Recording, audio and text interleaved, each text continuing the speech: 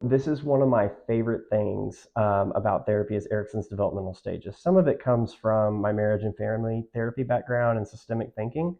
But what I love so much about it is when working with trauma, what often gets overlooked is not just examining the pain that somebody went through, but what would they have been working on in life during that time.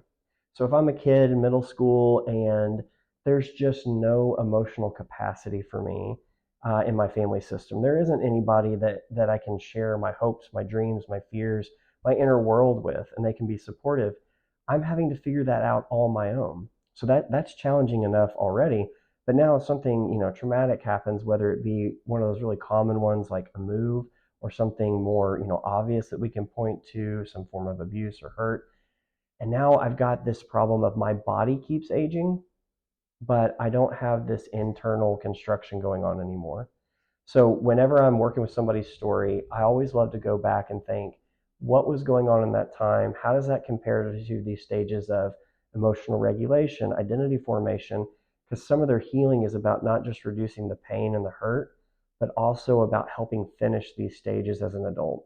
And you don't have to go back and relive, a stage of life. It's more about finding the equivalent today of what I can do as an adult to kind of complete that stage about identity, emotional regulation, knowing my place in a group, all the emotional formations that we all do as we go through life. And there's no shame in that because we all have to look back and say, that was an area that maybe I missed a little bit and I need to come back to. The other piece that I feel is really important with that is just thinking a little bit of my own story. Growing up, I did experience some neglect, and one of the ways that that played out is really avoided team sports or anywhere that I would be put in the spotlight and I could fail. Very risk averse to any failure. And so, with revisiting that, what I found is when I had some people in my life that believed in me, had some mentors as an adult, and got to challenge myself again to go beyond my comfort zone, to go back into areas of, okay, I am putting myself out there a little bit, but it was witnessed. It was supportive of people being able to cheer me on. Something woke up inside of me. And I didn't have to compensate anymore for this lack of identity that was built because I was finally getting to build that real one inside. And I couldn't have done that alone.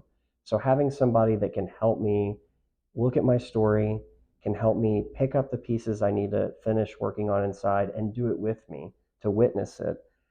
There's nothing like that experience.